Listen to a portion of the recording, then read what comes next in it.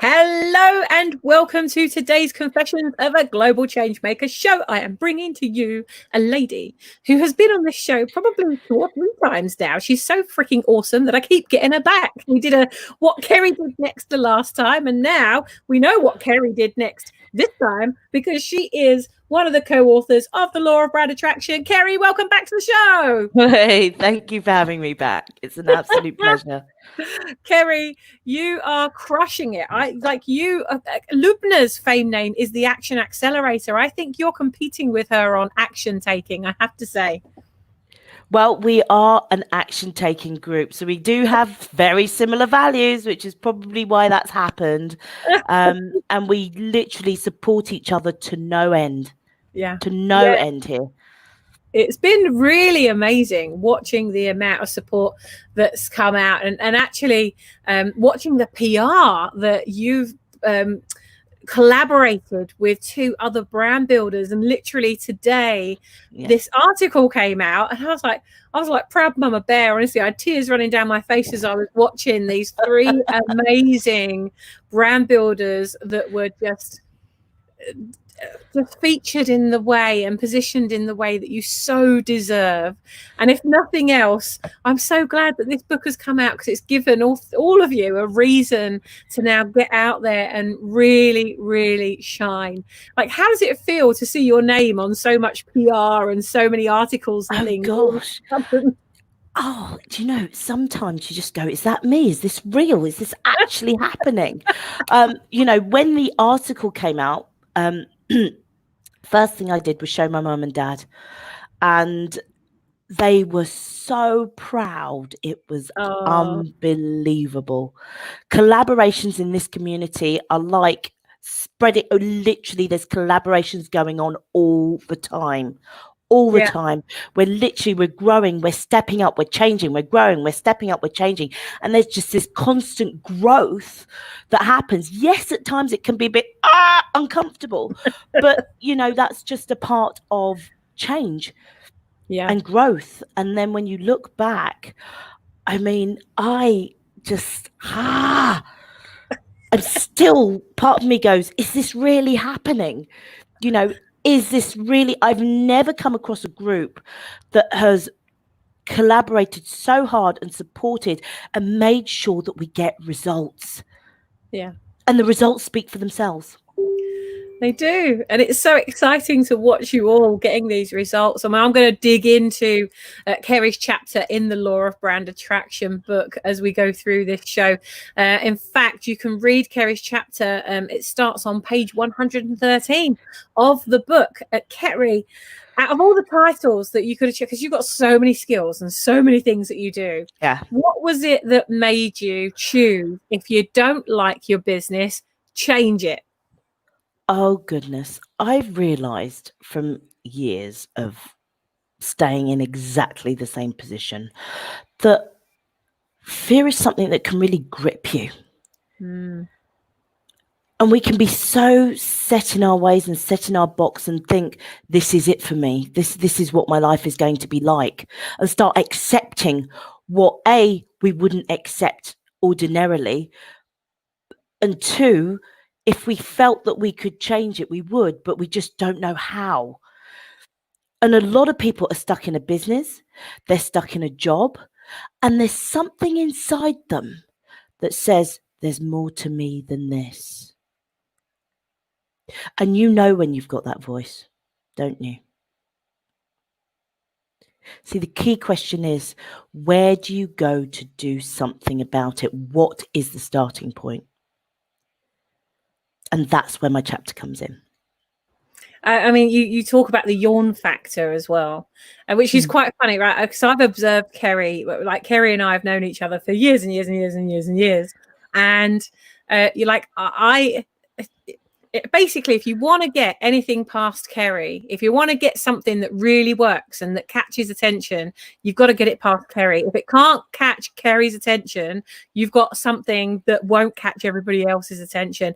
That's actually very true. Very true. Like, I've watched you when somebody's been presenting or we've been watching training, and there you are, you're like that. Yeah. Your eyes are going, and I look and I go, right, they haven't made it past the Kerry grade. Yeah. They've got to get it past Kerry. I can't stand boredom. I really, it's one of the things that I really struggle with is boredom. Well, who wants that though? You know, like how many of you watching the show right now that you've watched somebody speaking from the stage and you've just thought, oh, for God's sake, like that's an hour of my life I'll never get back, or something like that. But that's what you do, isn't it? Like one of the things that you do is once they know where it is they want to go, it's about really getting them on path with their story. If they're not lighting themselves up, how the heck are they going to light anybody else up? Exactly. And then you end up with what I call the smile and nod. And people just being polite. And that's what that is. People being polite just to get through what it is you have to say. You don't want that. And we are not going to do that through this interview. I promise you it will be engaging. Please do tag in some friends, let them know we're live, get them to come across and find out how you get past the yawn factor, because this is really what your chapter is about. And Kerry, I'm going to be digging in to your chapter right now. So those of you that know Kerry, let everybody know that she is now online. Now, Kerry, you say at the very beginning of your chapter, your quote says, no matter what the situation, you have the power to ensure that your safety net doesn't become your hangman's noose. Ouch. Yeah. That happened to you, didn't it? I was walking around with a noose around my neck for a very, very long time. And so the funniest thing is, you know, you've got your day job, you get your regular income, it's security, it's safe. But by the very word secure means no movement. That's exactly what it means. Yeah. And that's what I was settling for, not realizing that there was so much more out there. And when that door opens, when that door finally opens and you fly free, you wonder how on earth did you stay there so long? And it is a scary ride. I'm not going to say it's easy. It's not easy, but it's doable. And I think what people need to remember is that voice that tells you that you can do more, it is actually for your highest good. And you know, that voice never shuts up. It does not shut up. It will keep coming and coming and coming until you do something about it. Yeah.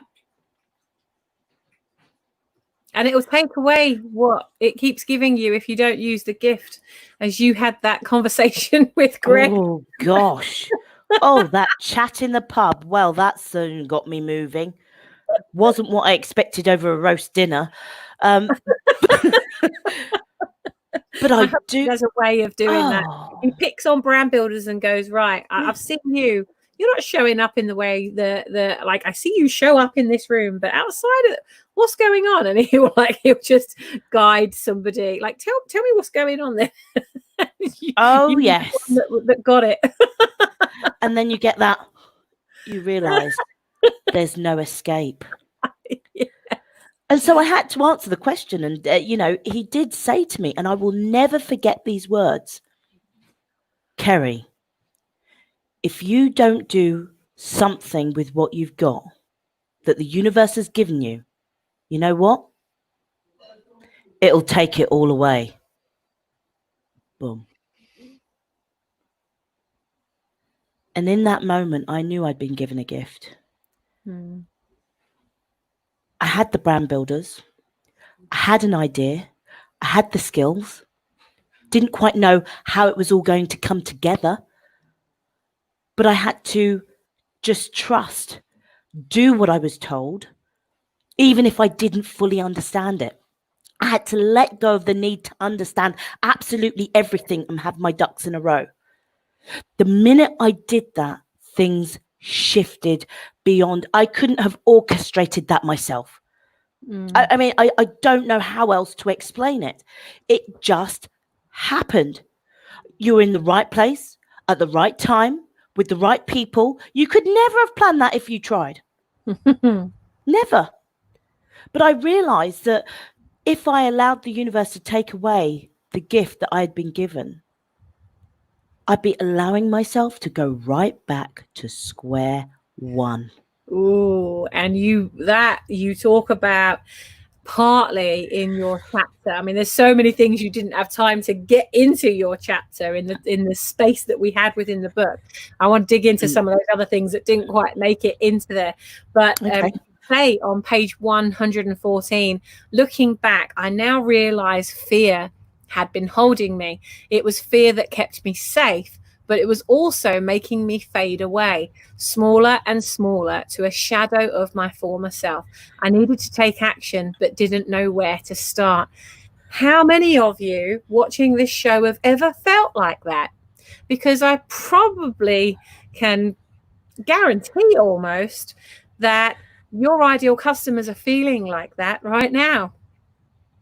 And they're looking for you. My friend Jay, he has this a visual prop really that he does. He has this plug that he uses on stage, and he'll walk around and he'll go, "I've got this plug. Is it you? Is it you? Is it you?" And he goes around the audience and he's like, "This is what your customers are doing right now. I'm looking to plug in, but who is it that I need to plug into?" And it's so visual. I always remembered it because of this plug. And that's exactly what's happening. And your ideal customers, each and every one of you, have customers who are out there who are looking to plug in, who could be feeling exactly the way that Kerry has just described, and is probably feeling now the way that you felt before you became the expert in what it is that you do. The challenge is we tend to talk with our expert language, but really what we've got to do is meet our clients where they are. And one of the things that I love about you, Kerry, is that you have this way, linguistically, emotionally, and energetically, spiritually, where you bring a message together to take an audience on a journey. And the speakers that you coach and mentor, which is part of your business, they're dramatically accelerating their results just because they've mastered their story. And you talk about story in the book. What are some of the things that didn't make the cut? What are some of the things you took out? Oh, well, actually, some of it was the emotion, the conversations that I was having with myself. And some of those conversations were pretty harsh. You know, I mean, we all have a tendency. I've often said, nobody beats us up better than we beat ourselves up. Who else here can put their hand up to that? No, I definitely can. Yeah. And actually, the real sense of desperation that can come, and it's not permanent, it's not constant, but there are times when it really does get too much. And you just think, how much longer can I continue living like this? I mean, that was really difficult. And also the monotony of what I was going through, you know, that was very difficult as well. It's one of those things that I don't know.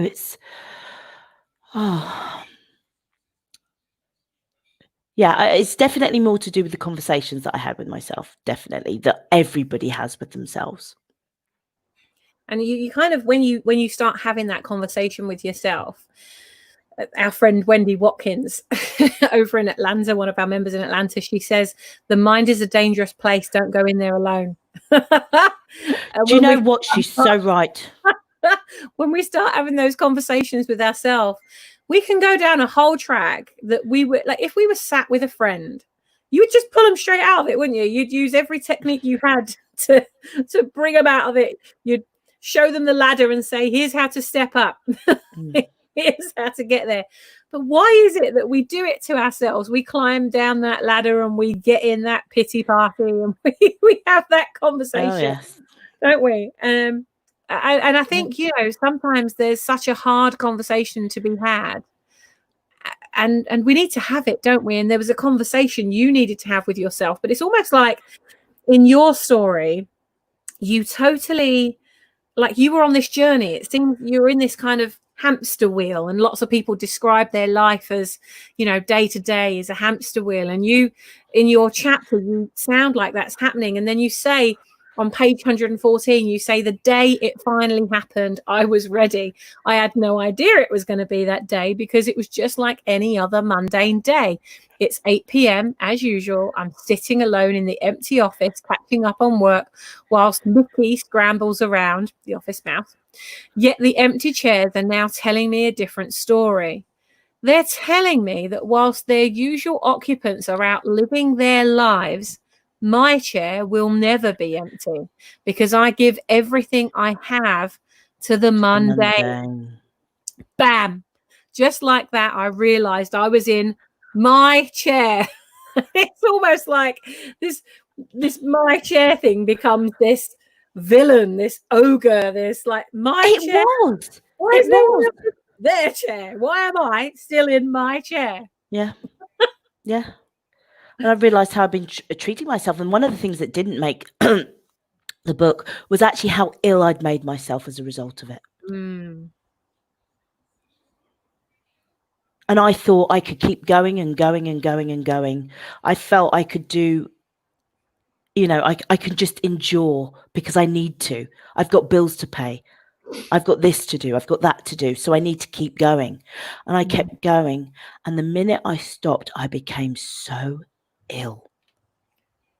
Just like I was ill, but when I stopped, my body just released and I became even more sick.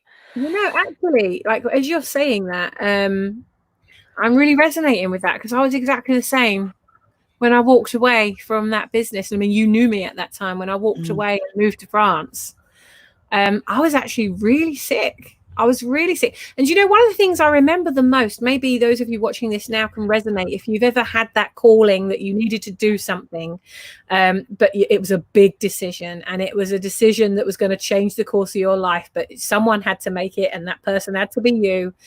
And I remember, I think I've talked about this before, when my mum, like, I couldn't stop crying. I didn't know what, like, I felt happy. So I didn't know why I was crying. I was crying, but it was almost like I was laughing at the same time. I was crying. I could not stop crying. I think my body, once it had gone through the illness and it had gone through that mess, it then was releasing in any way that it could. And I just couldn't stop crying. And I remember Miles going and getting my mum. We were out in France, and I remember him getting my mum, and my mum coming next door, and he's like, I can't stop her crying. Can you help? I don't know what's happening to her. What's going on? Like, she won't stop crying. She doesn't do this. She's broken. What's happened to her? What's happened to Sammy? And my mum's like, oh, let me get you a glass of wine. I don't want wine. Let me get some chocolate. I don't want chocolate. You know, it's like throwing every solution at me. And I just remember that moment so vividly. Yeah. But it was like, you know, other people see you, you know, when you're used to being a certain way, and then all of a sudden you're actually allowing your body to go through that grieving process. Yes. But other people outside can't deal with that, can they? So what was it? What happened in your environment? Because I know what happened in mine. What happened in your environment to get you through that? To get me through? Yeah. Well, I suppose it was knowing that I'd made the right decision for myself. That's what kept me together. There were times when I would be so ill, like my body just, I've never experienced that. Never experienced that. My body was just releasing in whatever way that it could, quite literally. You know, I just felt like I was shaking, I was sweating, I literally had to be in my bed while the process just, you know, sorted itself out.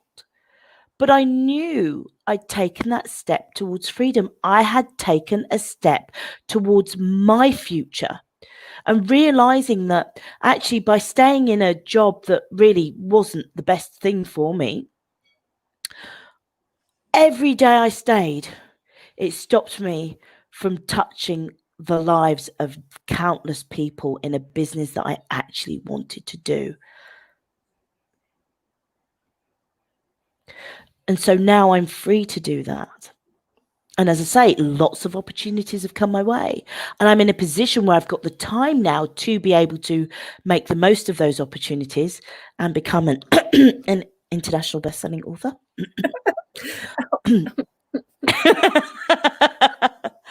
So, you know, I urge anybody who is in a situation that they're less than happy with.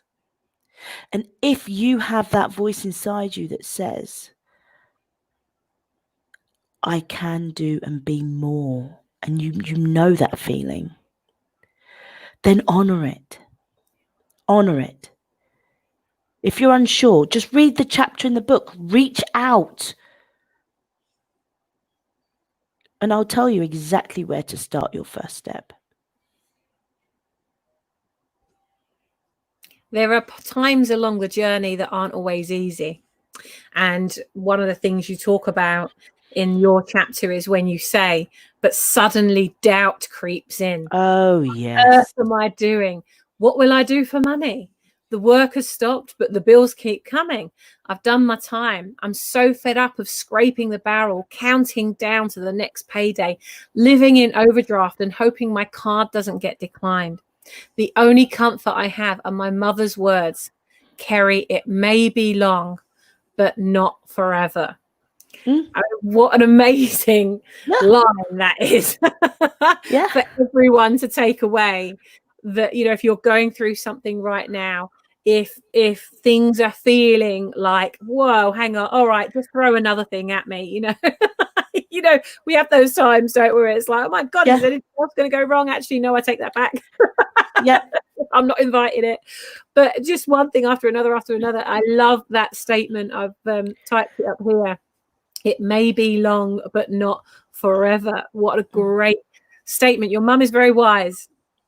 Yeah, and I think that also came from my grandmother. So I have no idea where it actually came from. It's just been generations in my family that have been saying that. And, you know, there are times when it does feel relentless. Yeah. It does feel that way sometimes. Hi, Viola. But the fact is, you've got to, it's just about making that switch. It really is that. And as I say, it's not easy. It's frightening. But there are people who are here to help you. And you don't have to do it on your own. You don't. And I mean, as you have progressed, I mean, Kerry, I've known you for years. You know, you were my coach when I first started my public speaking journey. You know, do you remember me back then? Of course I do. I've got some photos of you in the audience too. No way. I do. Oh my God. Oh, I was so naive back then. I think, you know, guys, we've all learned a lot of lessons since then, haven't we? I just remember you being one of the people. I kept going, like we were part of like pods, and Kerry was one of the mentors in these pods, and I kept trying to go to Kerry's pod, and they were like, no, you've been in that pod before. Oh, but I want to go back to that pod, because Kerry was just so good at giving feedback. You were brilliant at really like mastering that mentoring process, and you're a master of feedback and really being that voice of truth and integrity. And not letting people get away with stuff. It's like, you know, they call me the brand bullshit detector. I think that you're definitely one of those. and you get beyond that bullshit filter. And there's a lot of that goes on in the speaking industry, isn't there? What would you say, like, because you mentor a lot of people with their presentations and their speaking skills, what would you say are some of the mistakes that people are making when they're telling their story or when they're trying to tell their story? One of the biggest mistakes is that people, and it is also in the book, and because I find this happens so often, that people rather than feel, you need to feel your story. You need to go there. You need to live it before you open your mouth. Because otherwise it then becomes a once upon a time there were three bears. No one cares if for once upon a time where there were three bears. Who gives a monkeys? Nobody does. But if you're actually going from a point of view where you are living it, you are feeling it, the way you talk about it will be very, very different. Very, very different. And people will feel your story with you. Yeah. There are literally times when I've seen people that you've mentored, you're like, you've got to go there. You're not going there. You've got to go there. And I remember one guy literally dropping to his knees and pretending that he'd passed out to try and get us to understand that he was going there. We were like, you don't really need to go there. No. There's certain things you can do, but there's things that you can master. So you talk about, Kerry, and this is why I'd recommend each and every one of you, if you haven't got it, go and get the Law of Brand Attraction book. Get it from the lawofbrandattraction.com, not Amazon, because then you get access to our community as well. Where all the authors are hanging out. We've got some special stuff that's planned for you. Now, you talk on page 116, you say, how do you tell a great story that people actually want to hear? And you go on to talk about the secret of storytelling. So if you're wanting to master your story, if you want more customers to be spending with you more often, storytelling is something you're going to have to get really, really good at. So you talk about setting the scene, getting to the problem early, taking your audience on a roller coaster. And there's lots of content behind each of these, by the way. Yep. When you read it, to focus on your client or audience. And one of the things that you say is add some humor. And like you say, this can be done in the most serious and heartfelt stories to give the audience a chance to breathe, especially if you have a very emotionally charged or academically heavy topic. After intensity, it helps to lighten the mood. So, there are a lot of people who have this kind of ability to get into features rather than benefits very quickly. Yeah.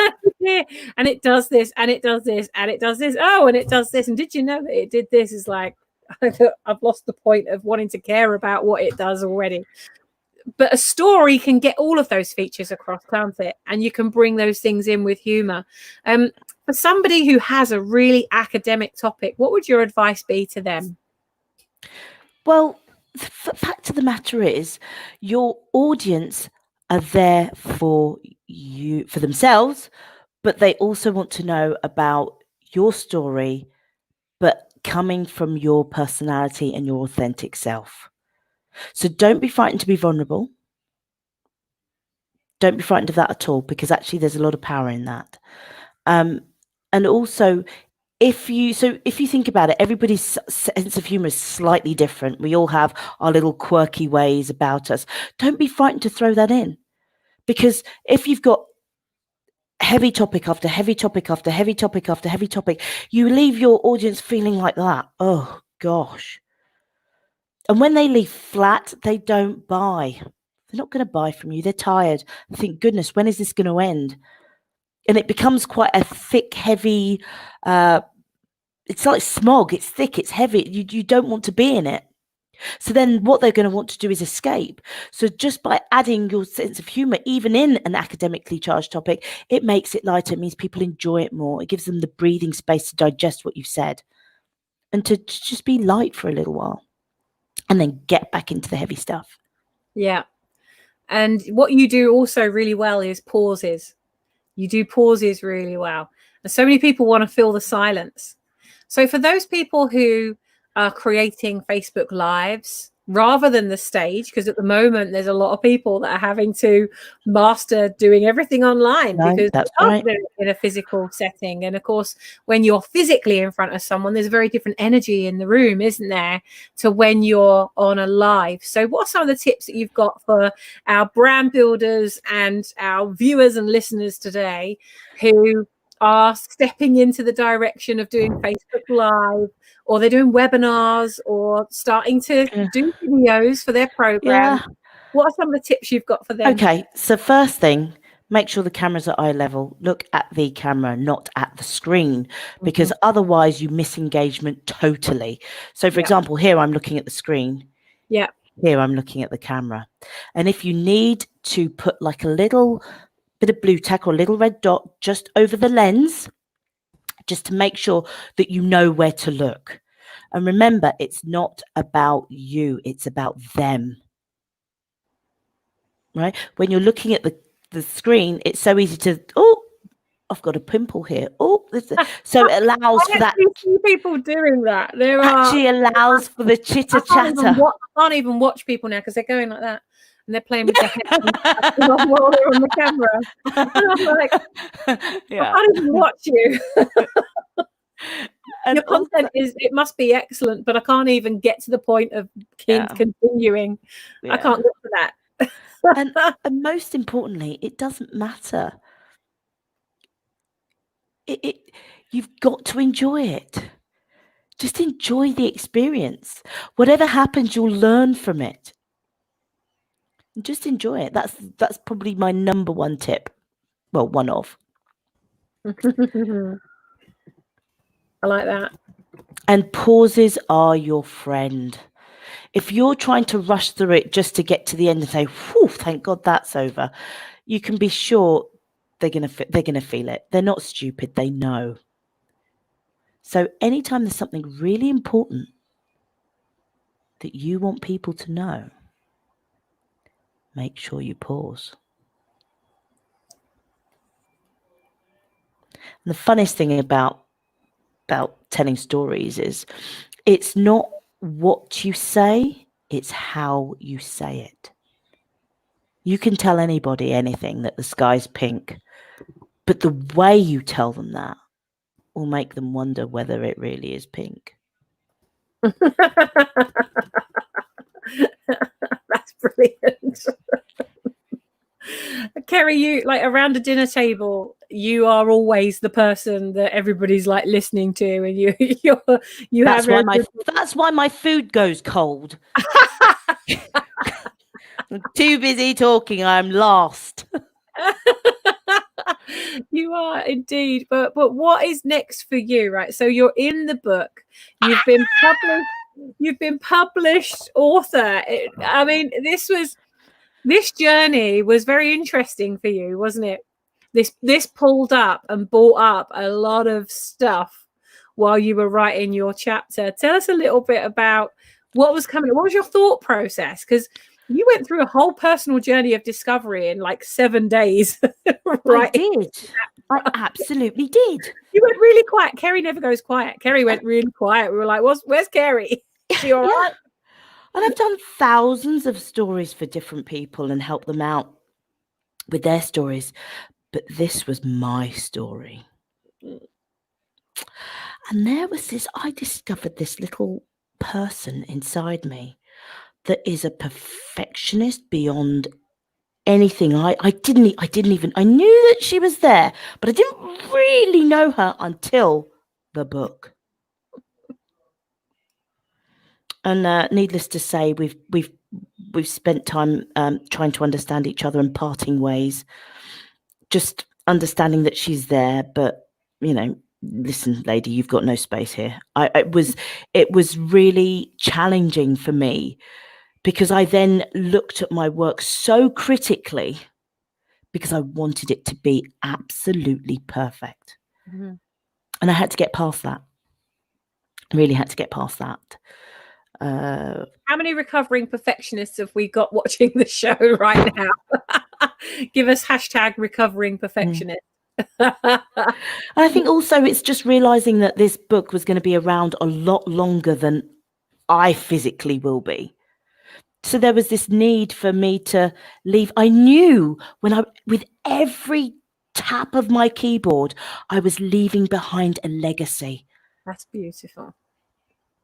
Every word. So it had to be something that I'd be happy to leave behind once I'm gone. Had to be something I'd be proud of. Had to be something that was true.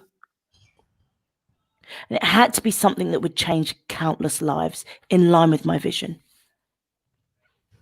And I needed to know that I'd done it justice, and I needed to know that I'd fulfilled that part of me.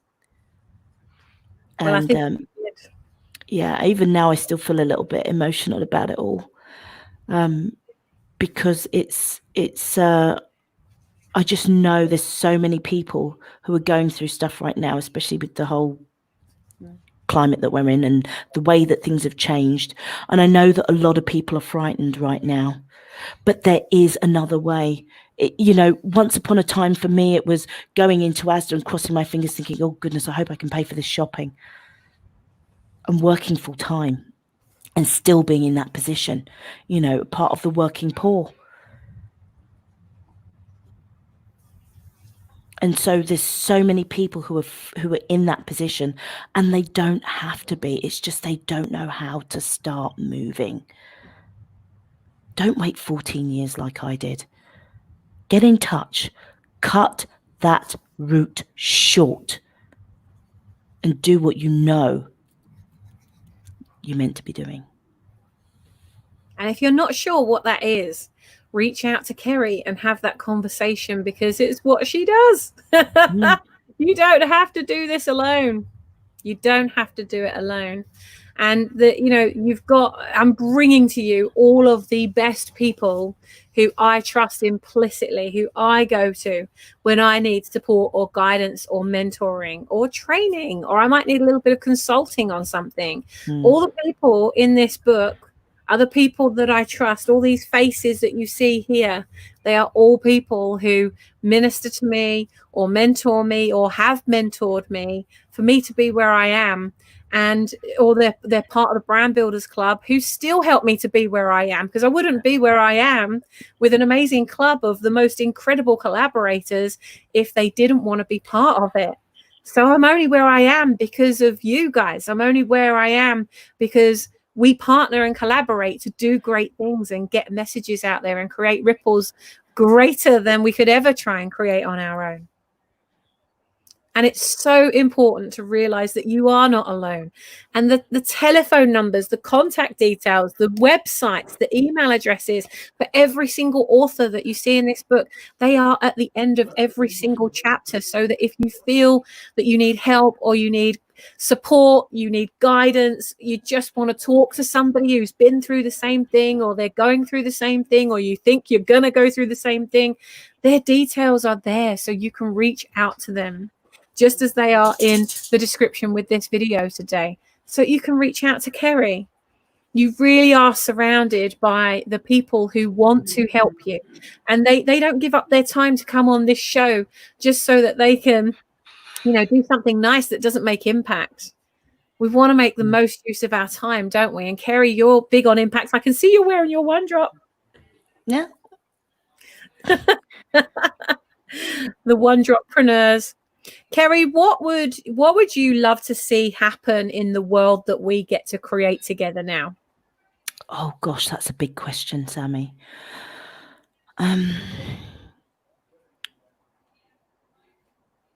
I would like to see 1 million people, that's the minimum, to get past their fears. Get past it and start achieving the things that they actually really want to achieve. And if they don't know what that thing is, to find out what it is and start taking the steps towards it. Because when you do, it becomes, although, as I say, it can be frightening, but it's like food for your soul. Just as you eat food to remain healthy and alive, you also need to feed your soul. And think about what you're feeding your mind as well. And the minute you do that and you start seeing changes, I want those people to then go on to help other people. Yeah. Because for me, it's all about impact, which is why I wear my one drop. It is now just a part of my uniform. It's a part of me. And if you think about it, for me, one drop is just like the hand on the end of an arm. It is me. I am it. It's a part of who I am and what I do. So this one drop means I have promised to help 1 million people. You don't have to sit in the queue at Asda or Tesco, wherever it is, and sit there crossing your fingers, hoping your card doesn't get declined. It doesn't have to be that way. The only thing you need to do right now is to decide to give yourself a chance. Give yourself a chance. Get in contact, whether it be through the book, whether it, however you do it, just take one step. And that's the ripple. Beautiful. Now, Kerry, you've been through so much in your history, and we've learned a tiny little bit of that little bit of icing on a very big cake that is just your life, with so many layers to it, and there's sweet bits and there's sour bits, and there's every kind of bit you can think of. Be careful which part of the cake you cut. Right, and you literally know what it's like, because what I love about you is you can literally go there and then you can come back, and then you can go there and you can come back. That doesn't mean that you don't care about those parts of your life that you've managed to not necessarily close a door on, but you've managed to make peace with them. Mm-hmm. And it's somebody said something like your manure becomes your message, or something like that. And it really, you've been stood there on the tube platform in London, considering throwing yourself in front of a train, and you've also been on stage illuminating your message in the most high power, high energy, high spirit space. I mean, that's like from one extreme to another, isn't it? It's just bam, bam, bam, bam. Yeah. I mean, it's really quite is it surprising? I don't know if that's the word, but the resilience that we have. Yoka talks about it in her chapter, where she talks about how we have this resilience to bounce back, and whilst at the time it can feel like it's the end of the world, that actually we are way more resilient than we could ever know. Does your resilience surprise you still? That's, again, a good question. Yes and no. Yes, because sometimes I think, oh my goodness, how on earth am I going to get through this? And, you go through a situation, it can feel really tough. And you look back and go, wow, I did okay there. I was like, start feeling a bit proud of yourself. Oh, I've done well. And then you think to yourself, well, actually, I'm not necessarily 100% sure how I managed to get through it. And it can be a bit of a surprise when you look back and you go, wow, actually, I have surprised myself here. It's just one of those things, isn't it? You can be in a dark tunnel and you don't see the light. And then when you finally do see the light, you realize how long that tunnel was, and you go, wow. But you do get through. And actually, I say lucky. I made a choice to put myself first. I made a choice to reach out to the brand builders. I made a choice to ask for help. And that's the one thing I wasn't doing before. That fear of rejection, that it might be a no, it might be this, it might be that. And there's 101 things that you can think about before you actually do the thing that you need to do, and then realize that you spent a lot of time worrying about what you didn't actually need to worry about. So, I mean, it's a mixture of things. But just getting to that point, of just reaching out. It all boils down to that. Reach out and ask for help. And so how many times do we don't ask for help, and we get through something, and then you realize, well, actually, if I'd have just asked for help, that would have been so much easier. Yeah. It took 110 steps to do something that you could have told me to do it in like 5 steps. And, it takes so much longer to do something. And I think only in hindsight, having done that so many times and then asking for help and getting someone, actually, I don't think I've ever had anybody say no to me when I've asked for help. because we're actually really good as human beings. I was on a session the other night. My friend Lisa Clifford, who I interviewed on the show, I think last month or the month before, she ran a webinar which was all on beliefs. And she asked us these questions, and like she'd say a couple of words, and then we had to fill in the gap. And one of these questions were, and it'd be interesting to see what you guys and girls would type to this. So type your answer in the comments here. And the question was, people are. And that was it. People are. And we all had to type what our belief was. People are what? And I came to I had this whole thing that happened without me even verbalizing with myself. But this whole thing happened where it's like, people are kind. And I thought, are people kind? Are they really kind? And I thought, I think people want to be kind. And I think people think they're being kind. I don't think they realize that they're not being kind. But sometimes they know they're not being kind. But, you know, like friends and family, sometimes they think they're helping. And in their mind, they're kind. But, you know, I like to see the good in the human race. I have to say, I don't like to think that there's stuff going. I know that there is, but I do believe in humanity. I believe that really, you know, we can be a force for good. What would your end of that sentence be, Kerry?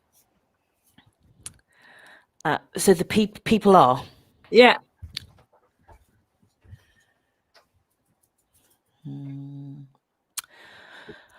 Okay, I'd say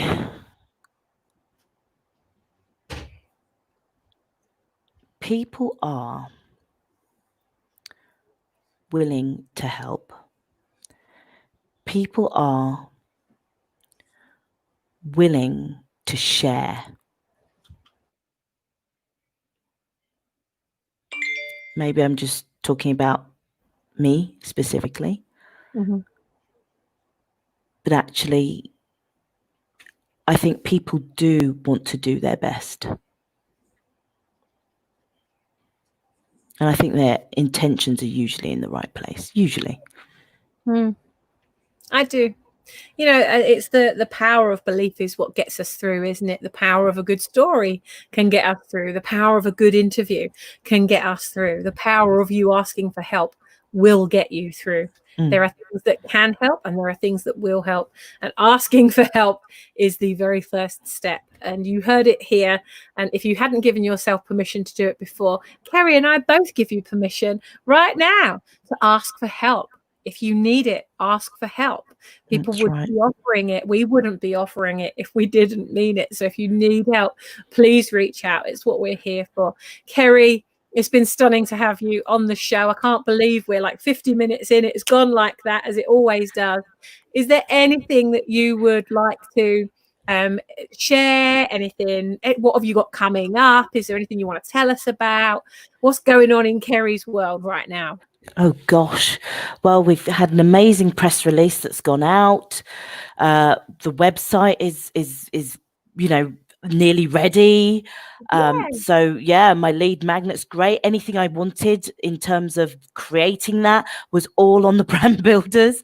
So actually I reached out and I got that done in, well, record time. Yep.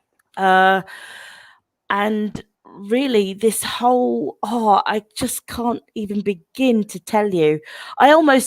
It's almost like I'd love to say I know what's coming next, but actually I don't, because I know it's going to be bigger than whatever it is I say to you right now. Yes, it is. I know that. And I'm growing, I'm shaping, I'm changing. And along with it, helping, growing and shaping and changing others that want that change for themselves. So who knows what's next? Maybe in a couple of months' time, we'll have a what Kerry did next. I think we are. We're going to get you on every other month, I think. Well, I wouldn't have thought. I mean, you know, it's all happening. It's just that it's all happening. So, you know, I just, well, I was just about to say how proud I am of you. I've got a little mama bear tear coming. I'm so proud of you, and just like what you've achieved and how far you've gone. And, you know, you're the best example of what our Brand Builders Club members really are about. You know, we have an impact code, and you absolutely hit all of those parts of our 10-point impact code, which is really about being that impact maker, not just for yourself along the way, but being that parachute, packing that parachute for others along the way. You know, we don't get where we are alone. No. We never do.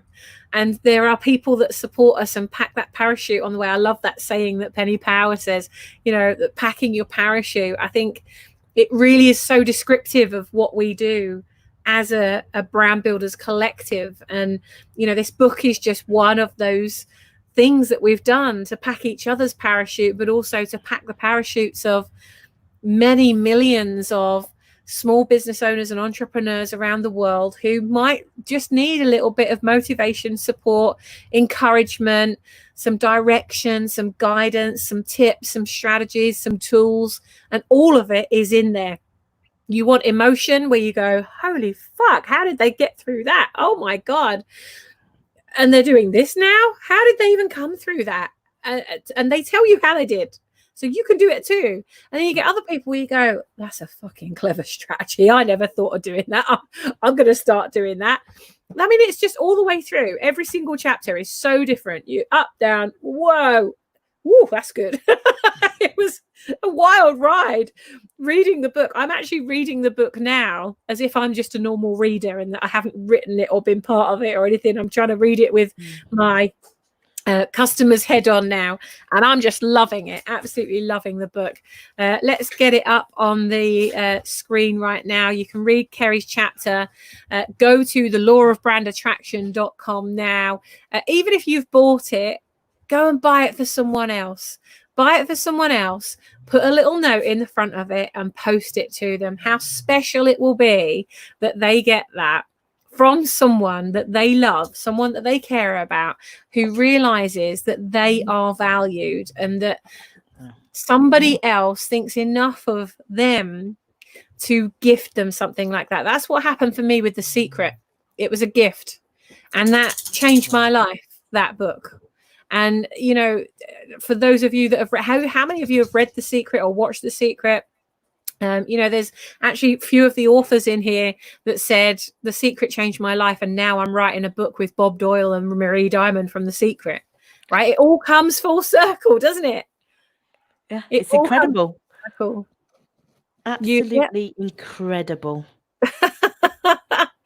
Kerry, thank you for making the time to be with us today. Guys and girls, thank you for watching. Thank you for being part of this journey. Thank you for packing my parachute so that I can pack more of your parachute. It's like it all goes around, doesn't it? You are an amazing one drop and a one drop-preneur. Thank you so much for believing in me, Kerry, and for trusting me. You had only £300 a month left, and that's how much Brand Builders Club membership was. You put 100% of everything that you had into it. And I mean, you got so much out of it that I got more back than you can ever say in any of these confessions. If you put all the confessions together with all the results, I got way more than that. I'm so pleased that you feel that way. And it also says in my chapter just before I go, my future is no longer scary. It's exciting. It is, and we're just following you on that future constantly, every step of the way. Kerry, I love you. I'm so proud of you. I'm proud to know you. I'm proud to partner and collaborate with you. I'm proud to change lives and make impact with you. Let's keep doing a lot more of that. Thank you, guys and girls. Have an amazing evening. We'll be back. It's our final day tomorrow. I think who have we got in the hot seat tomorrow? Let me just have a little look. See who we've got in the hot seat. We have Jean McDonald. We've got Jeannie. Jeannie's going to be on tomorrow, so I look forward to interviewing Jean. Her story. I was like, Jean, are you sure you want to share this? Yeah, I'm ready. Are you sure this is going to be seen by millions of people? She went, I'm ready. And Jean shared some stuff in her story. If you haven't read it yet, go buy the book, read Jean's story, come and see her in the hot seat tomorrow. Vulnerable, courageous. I mean, they are two words that when I think of Jean, I absolutely think of those. She is changing lives all over the world right now. And I look forward to having her in the hot seat. Thank you, Kerry, for being in the hot seat today and for trusting me to just, we free flowed the show. There are never any questions that we plan in advance. Have an amazing evening. And I'll look forward to seeing you in the Brand Builders Club. And guys and girls, I look forward to seeing you in the group or wherever it is that I'm going to see you next. It is Thursday today, I believe, which means that there is a success surgery call today at 7 p.m. So if you're in the Brand Builders Club, get yourself along to the success surgery call. If you've got a pain, problem, challenge, idea, you're not quite sure of something, you've finished something, you want to know what happens next, or what should you do, or what should you call something, what should you color something, how should you do something? If you've got those questions, bring it to the success surgery on the Brand Builders Club Zoom link, and your mentor this evening will support you 100% all the way through that. Take care, sending you big love, and I will see you live at 5 tomorrow. Bye.